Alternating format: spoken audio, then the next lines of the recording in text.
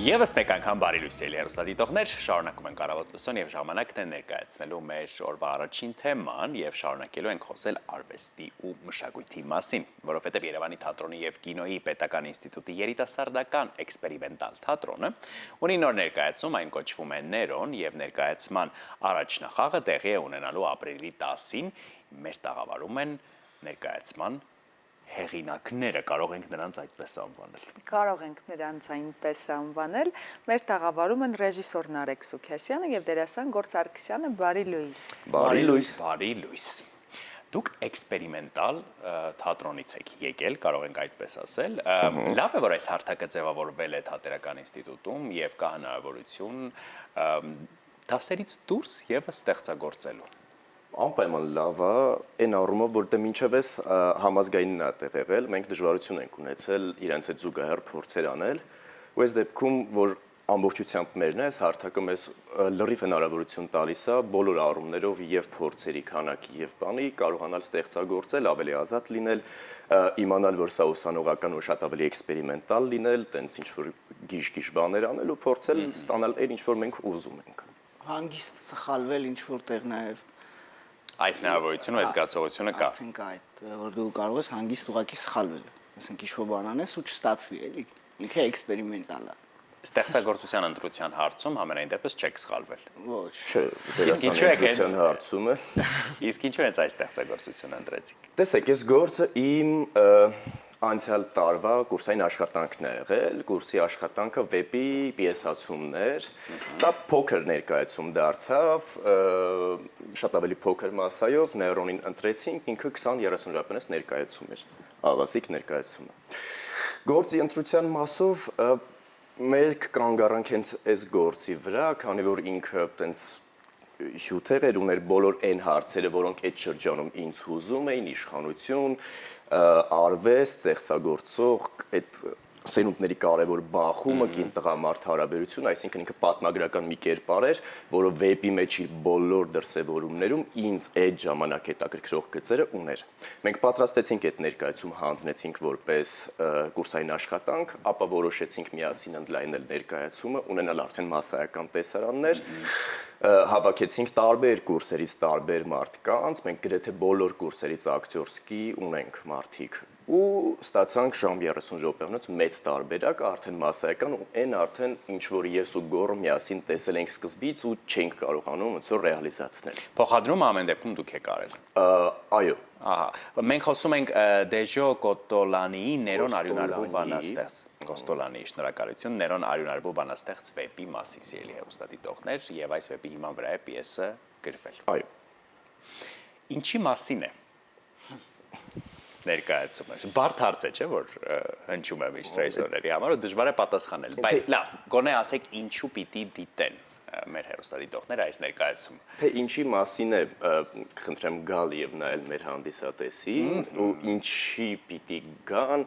ես կարծում եմ թողնելով են բոլոր բաները, որոնք ես կուզեի ասել, ուղղակի այն էներգիան, որը մենք կարողանում ենք երիտասարդներով ապահովել, չեմ ասում այն հետաքրքրող հարցերն է իրանց որ քաշելու բերելու է, չէ, այն էներգիան, որը մենք տալու ենք, այ դրա համար հաստատ արժի որ կան նայեն, սա քաշելու է։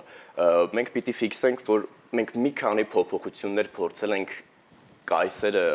բերել դեպի ժամանակակից վիճակներ, այսինքն մենք ընթացքում ունենում ենք շոու, մենք ունենում ենք այս տեսան, մենք ունենք, էլի հարցազրույց ենք ունենում, այս հենց գալիս են պատասխանում են հարցերին, հետո տենց ինչ-որ խաչաձև հարցեր են տալիս, ու սենց շարունակ ամեն դեպքում տացիտը, որ վավերագրել է այս ամեն ինչը, մենք դրա կերպարը ունենք, մեզ մոտ Պյութագորասն է, որ շոուներ է անցկացնում ու ոնց որ վավերագրողն է այս ամեն ինչի, այսինքն մենք մենակ անտիկ, այսինքն ֆոտոներով երբ որ նայում ենք, մենակ անտիկ վիճակները չի, հին վիճակները չի, մենք փորձել ենք իրան զուգահեռել այսօրվա մոտիվներով կառուցել, որը կարծում եմ այս գործը տալիս է այդ հնարավորությունը, որ ինքը sense drive-ով գնա ու մեզ հետաքրքիր լինի։ Ինչպես նշեցիք, անցած տարի սա բեմադրել եք եւ հիմա վերաբեմադրում եք կարծես, ինչ փոփոխություններ կան Նարեկի աչքերով անցած տարվա պիեսին եւ այս տարվա։ Այդ Ներոնը նույնն է։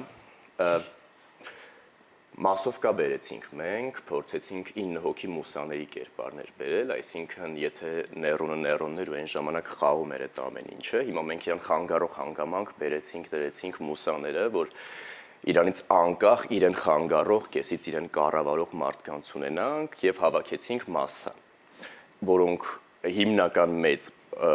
պլյուսը սա է։ Մնացած առումով տեսարանները ավելի ընդլայնվեցին, իր եւ ուսուցչի Սենեկայի կապը ավելի մի քանի տեսարանով ավելի մեծ հասկանալի դարձավ։ Ունեցանք նոր շոու Սենեկայի ու մեր նոր շոումենի շոուն ունեցանք ու տեսարանները ավելի ընդլայնվեցին, այսինքն ամբողջական դարձավ ամբողջ ներկայացումը ու հիմա Նեյրոնի ամբողջ ճանապարհը մեր համար լավ ընկալելի է ու գոնե Նեյրոնի զգացողություններին մենք կարող ենք համահունչ լինենք ու ոնց որ զգայակցենք։ Հետո այնտեղ մի հատ էլ տենց պահ կա, Պոպեան, այսինքն պահը, որ կինն է, կինը ավելի շատ մեծ տենց ոնց որ ինքը ունենում ազդեցությունը Նեյրոնի հենց վրա, ու այդտեղ մենք դիալոգովի ենք բացել, այսինքն այն ժամանակ որ փոքր էր դեռ ներկայացումը կետևում էր մոտավորը 40 րոպե, հիմա արդեն եթե ունենք հնարավորությունը ժամուկեսի,